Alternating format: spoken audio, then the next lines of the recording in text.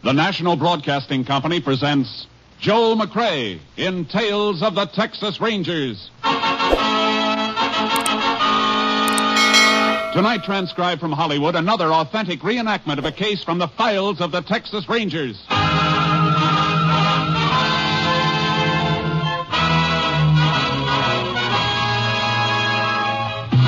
Tales of the Texas Rangers, starring Joel McCrea as Ranger Jace Pearson. Texas, more than 260,000 square miles, and 50 men who make up the most famous and oldest law enforcement body in North America.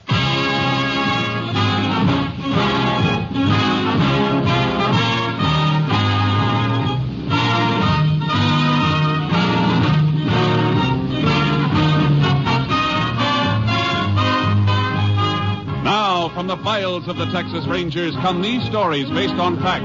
Only names, dates, and places are fictitious for obvious reasons. The events themselves are a matter of record.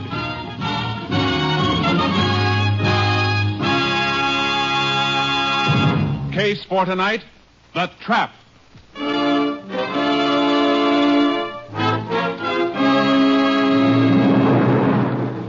It is 1:10 a.m., May 17th, 1948. The highway across a barren and thinly populated portion of West Texas is deserted, except for a truck and trailer pushing steadily westward toward El Paso. Boy, that nap felt good. You sure were snoring. I could barely hear the motor. How long was I asleep? Since 8 o'clock last night. Almost 1 a.m. now. How we doing? We'll be in El Paso by 6. We're right on schedule. You want me to take the wheel? No. Wait till we gas up at Frito Junction. It's only another 50 miles. Okay.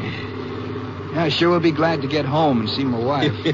You called a long distance when we stopped for supper. Yeah, but I'm not an old-timer like you. This is our first baby we're expecting. You already got 4. Ah, don't let me kid you, Sims. You feel the same way about all of them, no matter how many you have. What are you hoping for?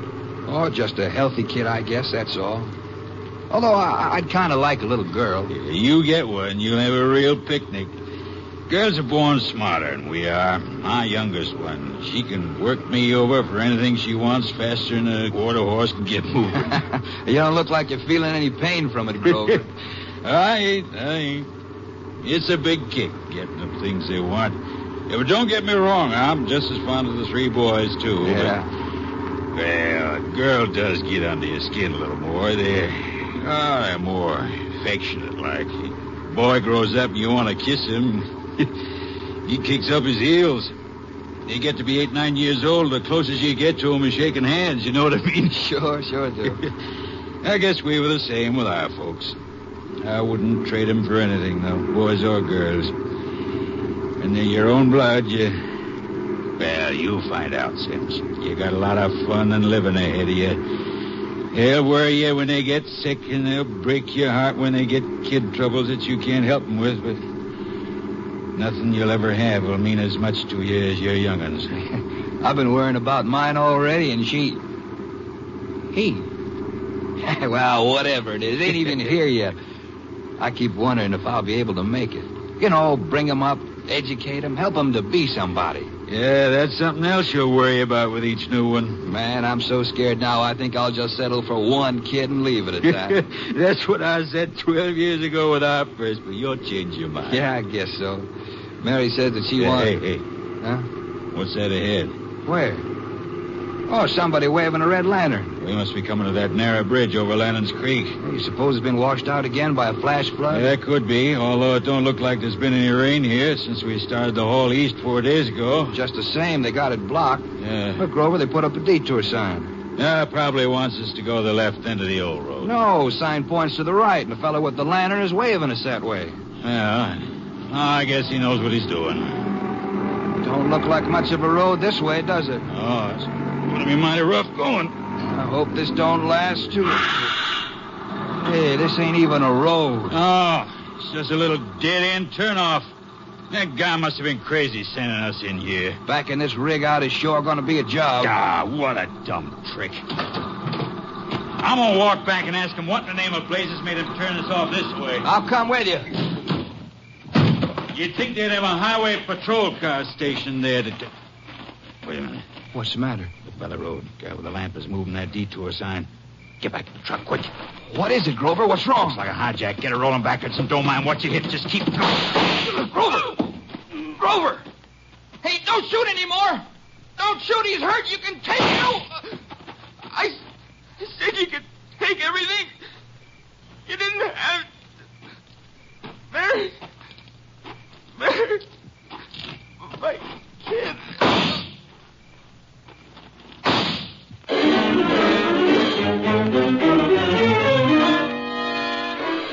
At 9 p.m. the following night, the bodies of Warren Grover and Luther Sims were discovered, and the sheriff notified. He called for help from the Texas Rangers. Ranger Jace Pearson was assigned. Here are the bodies, Jace. Must have been dragged into the brush when the truck was stolen. Lucky thing Mr. Archer here found them. Mighty lucky. Could have been here for days. How'd you happen to come across them, Mr. Archer? Well, it weren't me. One of my kids found them. We pulled off the highway fixing to make camp for the night. Boy was gathering wood for the fire. Let out a yelp and come legging out of here like a scared jackrabbit. You make a habit of camping out at night with your family? Ain't nothing much a man can do about it when he ain't working. Them motels and places cost money. Where do you come from? Up Arkansas way, we're heading for California. Migratory workers, huh? You can talk to his family later if you want, Jace. I let Archer pull his car into a clearing up the highway about 200 yards the other side of the bridge. I didn't want to keep the kids around here. If you ain't got nothing else to ask me, I'd like to get back to my wife, plumb shaky. All right, go ahead. But when you get to the car, stay put. I ain't got no place special to go. Thank you. You got a flashlight, Jace? Mine's about to peter out. Yeah. There, you can give your batteries a rest. You say they were due in El Paso at 6 this morning, huh? Yep, was on schedule, too, until they got here, I reckon. Made their supper stop on time last night. The company checked back. When'd you get the request to look for the truck? Got the description and license number early this afternoon when they was overdue and nobody'd heard from them. The company figured if they'd had a breakdown, they'd have called in. According to their schedule, they should have reached this spot a little after midnight last night. And whoever took that truck had plenty of time to get a long ways from here with it before sunup. Not much chance of anybody spotting them. That's right. We better take a look around. I've been all over the ground between here and the highway, but I guess it won't hurt to look again. The condition my light was in, I might have missed something. I can show you where they were when they dropped. Bloodstains on the ground out here. Yeah, I saw them. Right where the truck was. Stains aren't far from the tire marks. They're funny tires, Jace. Different pattern right smack down the center of them. Well, no, those inside tracks were made by Archer's car when he drove in. Covered part of the truck marks. The way this place is rutted, he'd fall right into the same track. I didn't think of that. Here's something. What is it? Cartridge shell. Look at it. .45 caliber Army automatic. Oh, and here's another one. Well, we won't have to wait for an autopsy to tell us what the murder weapon was. Hey, I just thought of something. What? That .45 Army automatic. There's an Army camp about 40 miles further on, just 10 miles this side of Frito Junction. I'm afraid that won't help us, Sheriff. Number marking on these shells is a 17. That's the old 1917 ammunition series, World War I. No camp would be using ammo that old. Too bad. I thought for a minute we might have a fast lead. You arranged to have the bodies moved? Yep, sent my deputy to town for an undertaker. Good. Let's walk out to Archer's car, talk to his wife and kids. There's one thing I don't understand, Jace. Why did they pull their truck off the road? A trucker riding alone might do it to grab some sleep, but not a scheduled rig with two drivers. I can't figure that either. Archer's car's up this way, other side of the bridge. Might as well leave your car right where it is. Not much of a walk. Sure. Hold it, Sheriff. What is it? This mark just off the road shoulder here. Sort of a circle in the dirt. Yeah. And whatever made the circle was wet and kind of oily. What do you suppose made it? What would make an oily, round impression that size? Oh, I don't know. Unless maybe it was a lantern. That's what it was, all right. And here's something else. 4 small rectangular marks in the earth. Base of each mark about 2 by 4. Well, I can't figure that. Unless somebody had a table out here. I don't think it was a table. Another thing that would make 4 marks spaced like that's a wooden sawhorse. Say, did this bridge ever wash out? Sometimes, when there's a flash flood. Hey, I see what you're aiming at. When there is a flood, Highway Patrol sets up a detour sign. Sends traffic through that road over across the highway. When'd that happen last? Oh, not in a couple of months. Now, these marks aren't that old. Somebody detoured that truck into the dead-end road on this side. Lantern and Sawhorse were setting here until they were moved onto the road to set up a block. They must have had that particular truck pegged then. Came through at a time when there isn't much traffic between the last town to the east and Frito Junction. Come on, let's talk to Archer. You got a list of the cargo the truck was carrying? Told my deputy to wire a request for it after we found the truck had been stolen. It'll come through to my office. Good, because we'll have to track this down through cargo. I got a hunch that the truck has been emptied and ditched by now.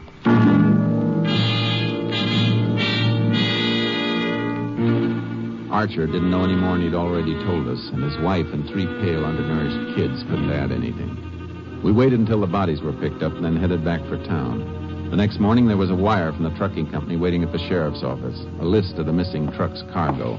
Here's a report on the cargo, Jace. Valued at $39,000. Let's see. A shipment of automobile radios, huh? Well, that's a break. Why? Because they all have serial numbers. It'll be a lot of work if they try and change the numbers, and if they don't, one of the sets will turn up sooner or later. Yeah, but they didn't send the numbers through to us, Jace. Just the set, make, and model. I'm radioing my headquarters to get them. Come on. Austin can contact the manufacturer and have him send a complete list of the serials through. Then they can distribute the list to all law enforcement agencies on a statewide bulletin. We don't stand much chance of cracking this if we have to wait for a hot car radio to turn up. Don't worry. We're not going to wait. We got plenty of other things to do. How many deputies you got handy? 3. How about sending them back along the highway?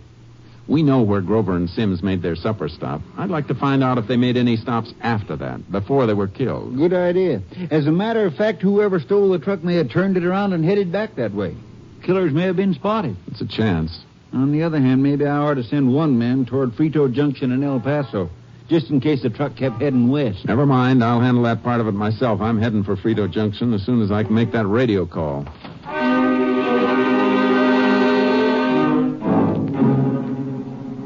I put through a request for the serial numbers, then headed for Frito Junction. On the way, I got a radio call from KTXA.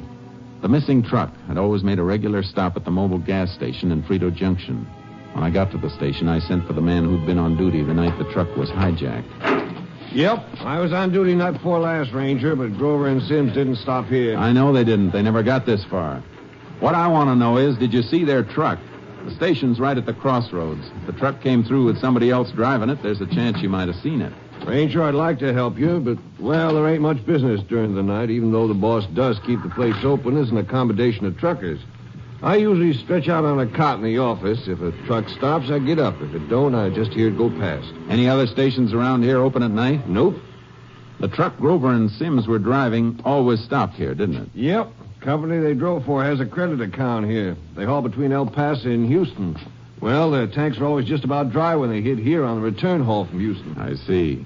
You mean the truck would be too low on gas to go much further than this without filling up, providing it came this way? That's right. Thanks. That's a big help. You're welcome, Ranger. Wish I could help more. Grover and Sims were pretty nice guys. That's the trouble with a killing. The wrong people usually get killed. It sounds like you got an impatient customer out there. Yep, one of the soldiers from Camp Boulder. Boys are busy on the pumps. I might as well help him. Hey, he's got the drive blocked. I'll ask him to back up so you can get your car and trailer out. It's all right. He doesn't seem to want gas. May want directions to someplace. Hey, you got a shop here? Yeah, but you have to pull around the back. You're blocking the ranger's car. Oh, I'm sorry. That's okay. Just want to make sure you can help me. Doesn't seem to be much wrong with that motor. There isn't anything wrong with it. It's in top shape. And what do you want to put it in the shop for? Got a new radio. Thought you might be able to install it for me.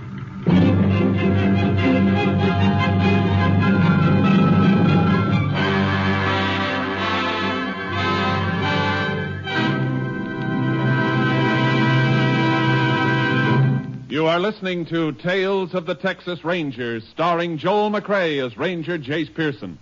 We continue now with tonight's case, The Trap, an authentic story from the files of the Texas Rangers.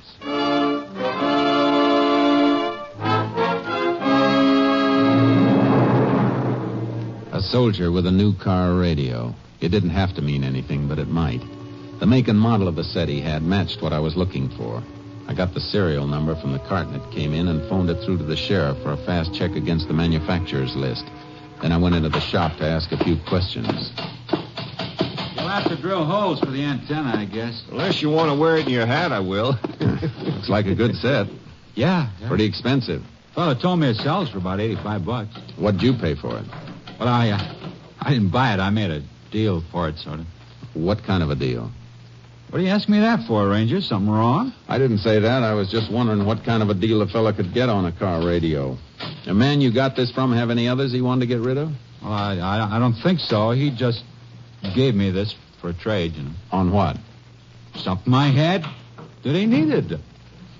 Look, my pass is only good for a couple hours. I didn't think it'd be this long. Maybe you better let it go, and I'll come back in next time I'm in town. Okay. I think you better stay around. But my pass... Maybe I can get you a little extension of time. What's the camp number? I'll call your commanding officer. Well, what do you want to do that for? Yeah, what's the matter, Ranger? What is it? It's that radio. Grover and Sims were hauling a truckload of auto radios when they were hijacked and killed. What? You telling me that radio's stolen? No, I'm not. Not yet. But I'm waiting for a check on the serial number, and you're not leaving here until I get it. Well, look, you gotta believe me. The guy gave me that set. Yeah. You've been pretty evasive about telling me why he gave it to you. I told you it was a trade. For what? Come on, talk up. Well, I can't tell you that. Get me in trouble.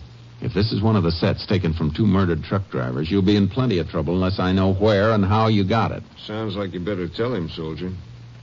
I got the set in exchange for some gasoline. Gasoline, huh? All right, go ahead. Well, it was night before last.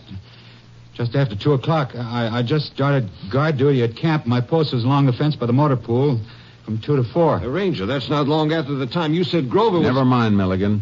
Go ahead. Well, I heard this car stop near the fence. You sure it wasn't a truck? No, it was a car. So I walked over to the fence where it was parked. I sort of gave the challenge, asked who it was, and a man walked up, said he needed some gas. And you gave it to him, just like that? No. He said he'd pay me for it. I told him it was against regulations. Then he said it wasn't for him. He said a couple of women were stranded down the highway in their car. And then he said he'd give me a car radio. Oh, well, it seemed like a good deal, so I opened a pump and filled some Jeep cans for him. How many gallons? 25. And you didn't think there was anything wrong with a trade like that? An $85 radio for 25 gallons of gas? Well, the guy was stuck in that. How could he be stuck? He was only 10 miles from the station, and it's open all night. Well, maybe he didn't know that. He knew it all right. But he didn't want to bring a stolen truck into this station, and he didn't want to get that much gas in cans from a place that might be checked. Look, Ranger, please, I'm up for discharge in a couple of months. Our camp is being deactivated. I don't want to get in bad. You should have thought of that before you started to ladle out government gasoline. What kind of sidearms do you carry at the camp when you do a guard trick? Regulation Army 45. Any 1917 series ammo? None that I ever saw. Are you going to give me a break? I'm not a judge. I can't give breaks. You're the only key I've got to 2 dead men. I'll call your post and have the MPs pick you up. The gasoline's the Army's business, but this radio is mine if it's stolen property. How could I know it was stolen? Can you describe the man you got it from? No, it was too dark. Besides, there were 2 men. One of them stayed in the car. It'd help your case a lot if you could tell us what they looked like, even what kind of a car they were driving. Well, it was dark, I tell you. They talked to each other? Call each other by name? Well, yeah. The fellow I gave the gas to, he called the other one in the car, and he said, "Drive up closer, will you, Sonny Boy?" Sonny Boy? Well, that's not a name. Probably just a wisecracker nickname. I'm just telling you what I heard. I'm trying to do everything I can to help you. Yeah. Just a minute. Ranger, it's for you, the sheriff. Thanks. Hello, Sheriff. Howdy, Jace. That soldier's radio is on the stolen list, all right. But I got someone my deputies dug up. Grover and Sims did make another stop after they had their supper. At 11:30 the night they were killed. Where? Roadside diner. Just stopped for coffee. At least Sims had coffee there. Told the proprietor that Grover was asleep in the cab of the truck. You talked to the proprietor yourself? Sure did. Drove out Sims as soon as the deputy gave me the report. It's Watson's Diner. A lot of truckers eat there or stop to coffee up when they're riding late. Watson know if they had a hitchhiker with them? Any rider they might have picked up? He says no, but he didn't go out to the truck, of course.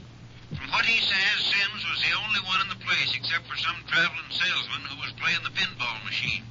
A fellow named Sonny Boy Jensen. Sonny Boy? That's right, Jace.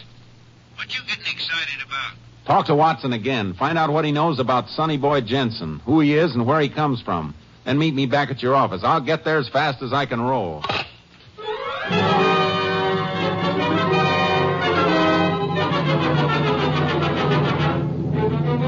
army camp was on my way, so I took the soldier with me and turned him over to the camp authorities to be held.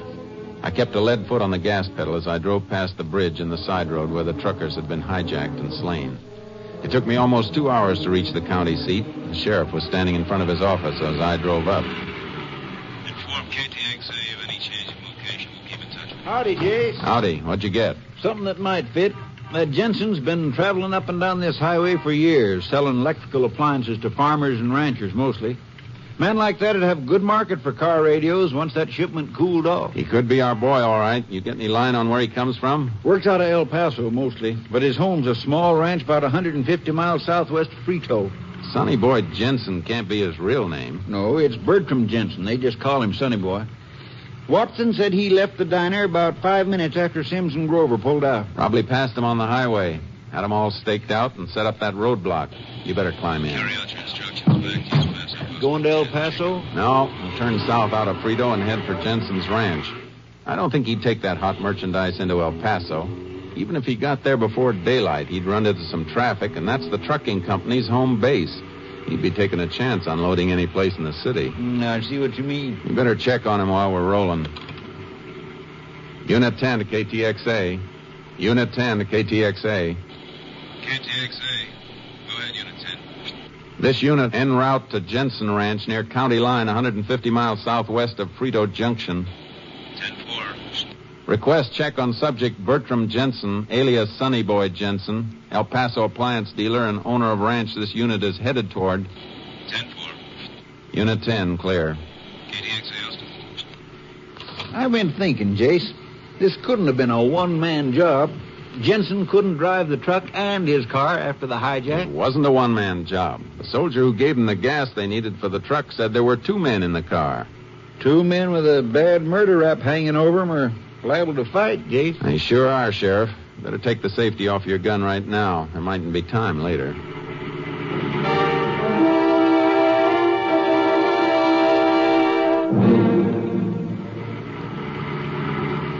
KTXA to Unit 10. Unit 10, go ahead, KTXA. Have a report for you on Bertram Jensen. Low record of Sonny Boy alias.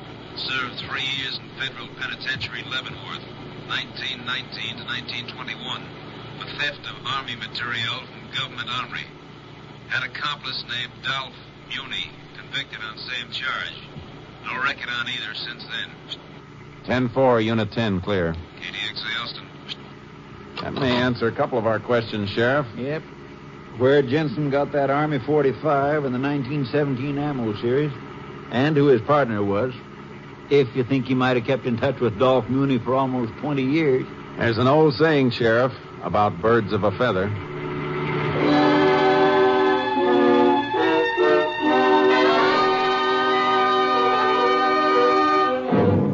It was after dark when we reached the Jensen Ranch.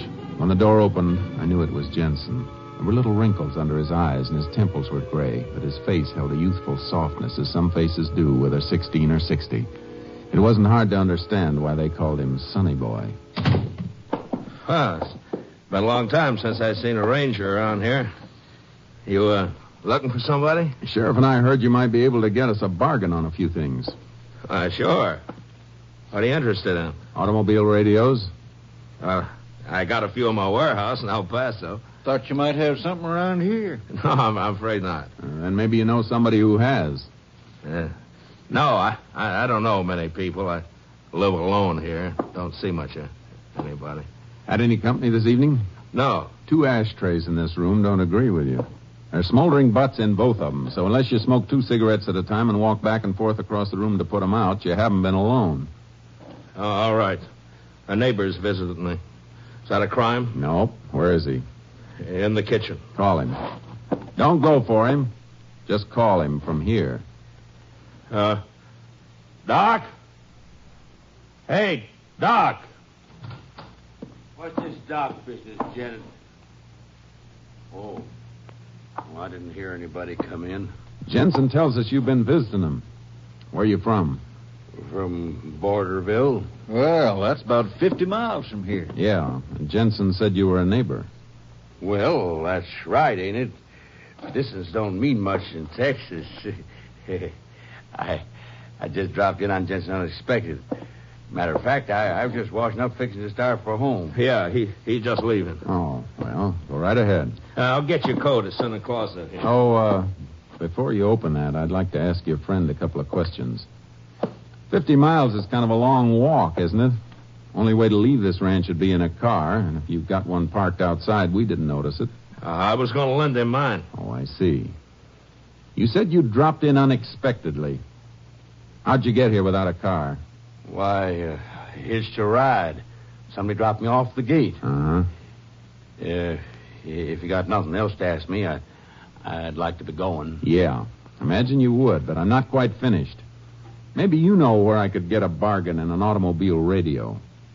Why, I don't know nothing about radios. It's too bad. I thought you might. All right, Jensen. Give him his coat. By the way, either you heard from Dolph Muni lately? Get out of here. You got no right asking questions. You got no warrant. You let us in, Jensen. My story is you broke in, and you ain't going to be able to deny it. Down on that closet shelf, Case. Don't try that, Jensen. Quick, Sheriff. Kick that gun out of his reach. Got it, Case. Muni! He drove through the window. Stay with Jensen. I'll get him. Come on, get over. I can see you, Muni. You better stop running before I fire.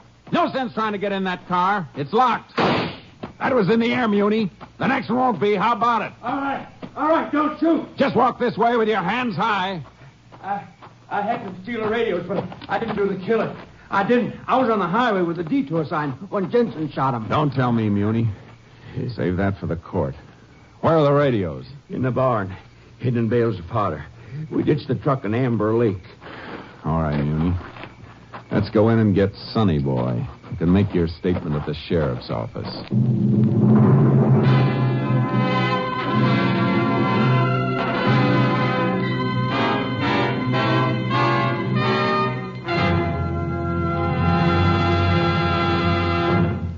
Bertram Sonny Boy Jensen and Dolph Muni were found guilty of the hijacked murder of truck drivers Warren Grover and Luther Sims.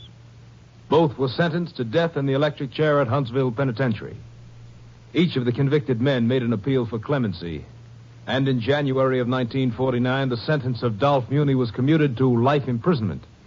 But the petition of Sonny Boy Jensen was denied, and on the morning of February 19th, 1949, he was executed.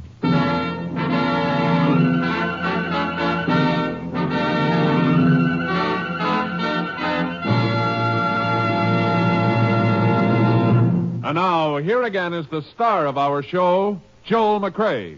Folks, we want to thank you for the wonderful letters you've been sending to us and the warm and friendly interest you've always shown toward our show. A lot of you have asked the question, what's the title of the theme music heard on Tales of the Texas Rangers? The music you hear at the opening and closing of our show is the Texas Ranger Song, written by Sam Coslow and Harry Bain, and is arranged by Robert Armbruster, the conductor of the NBC Orchestra. We're glad to know that so many of you like it. We do, too. And so, Mr. Armbruster, the Texas Ranger Song, if you please.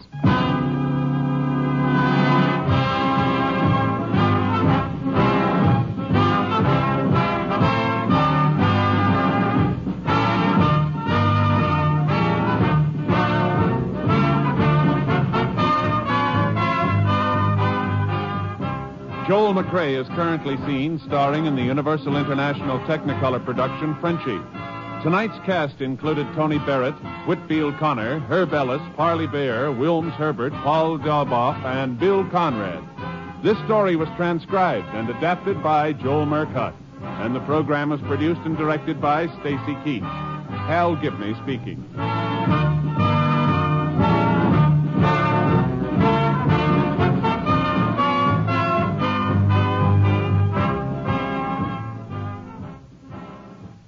Three chimes mean good times on NBC.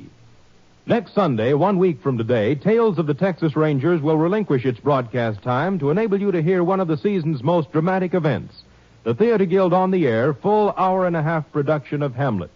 And make a note to be back with us for another exciting Tales of the Texas Rangers 2 weeks from tonight. Next week, it's Hamlet. In 2 weeks, another Tales of the Texas Rangers starring Joel McCrea. Be sure to listen. Now the $64 question. Tomorrow, hear the Boston Pops on NBC.